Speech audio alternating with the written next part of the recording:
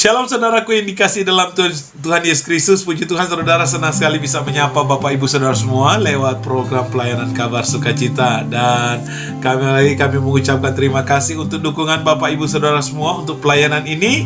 Kiranya lewat pelayanan ini makin banyak jiwa-jiwa yang diselamatkan, makin banyak orang-orang yang dikuatkan imannya untuk mengiring akan Tuhan. Amin.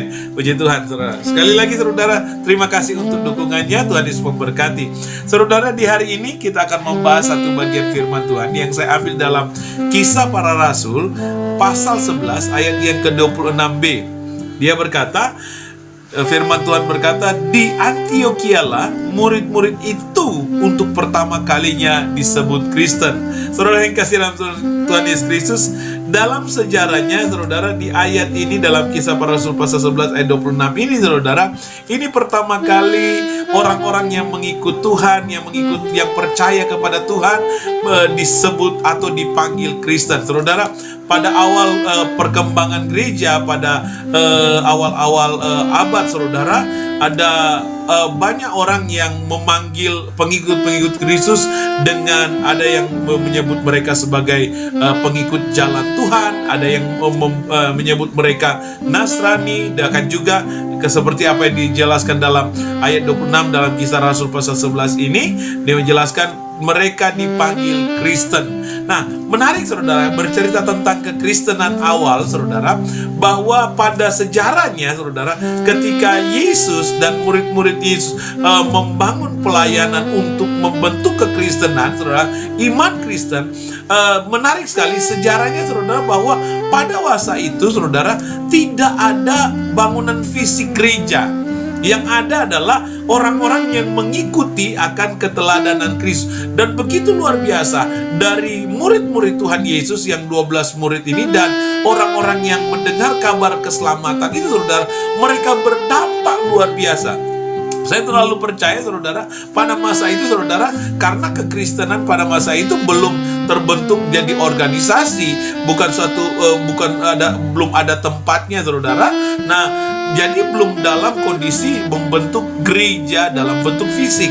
Namun saudara, yang terjadi pada masa itu saudara, begitu banyak orang yang suka dengan kekristenan, hingga dari Yerusalem, dari Palestina itu saudara, muncullah kekristenan berkembang luar biasa saudara, dan menjangkau sampai ke Eropa, sampai ke Asia, sampai kepada kita hari ini saudara, ketika kita mendengarkan kabar keselamatan tentang Tuhan Yesus, dari Tuhan Yesus.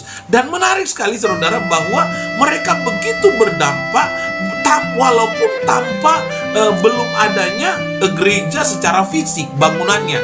Dan begitu luar biasa.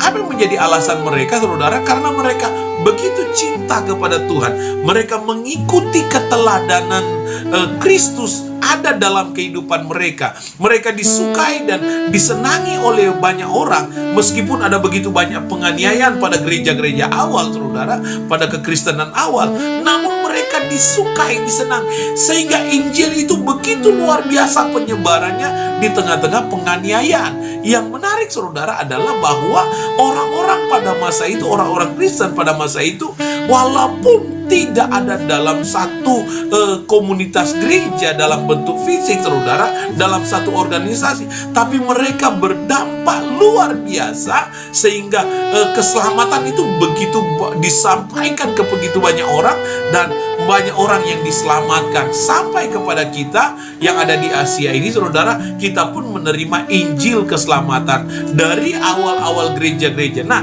saudara yang dikasihi dalam Tuhan Yesus, bagaimana dengan kekristenan kita hari-hari ini saudara? Sudahkah kita berdampak, atau kita hanya menjalankan rutinitas seremonial ibadah saja?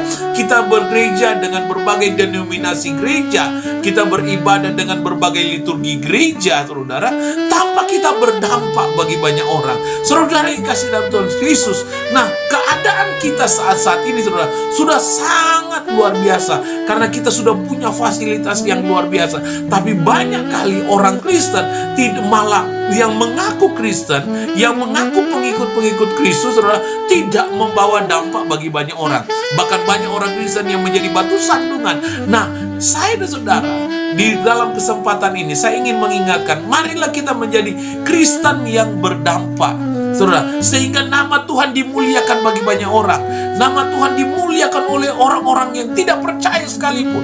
Nah, saudara, kalau saudara menjadi Kristen asalan, saudara perlu bertobat. Saudara hanya bergereja tanpa ada pertobatan. Saudara hanya bergereja karena saudara ada di denominasi masing-masing, saudara, dan saudara pulang tanpa pertobatan, tanpa menjadi berkat. Saudara perlu bertobat.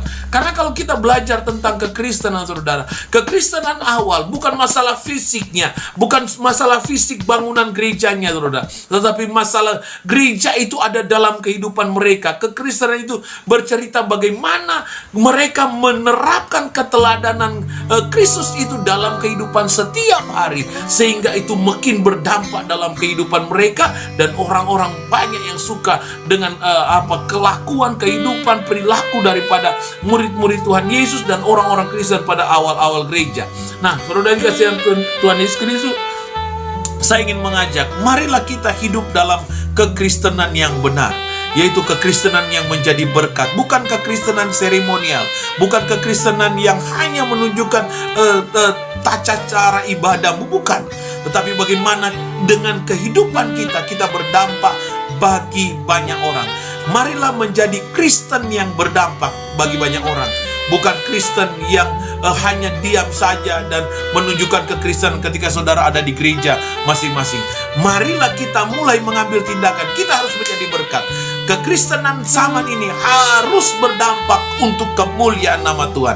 Orang harus tahu bahwa saya dan saudara adalah orang-orang yang percaya kepada Kristus, dengan cara hidupmu yang menjadi berkat bagi banyak orang, dengan perilaku, gaya berpikir, cara berpikir kita, dengan tindakan kita yang menjadi berkat, sehingga banyak orang yang memuliakan nama Tuhan Yesus Kristus.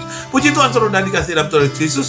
Demikianlah renungan kali ini, saudara, kiranya memberikan semangat buat kita.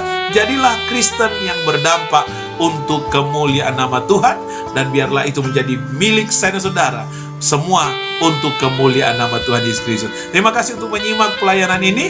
Tuhan Yesus kiranya memberkati kita semua. Sampai jumpa kembali dalam program pelayanan kabar sukacita yang lain. Shalom.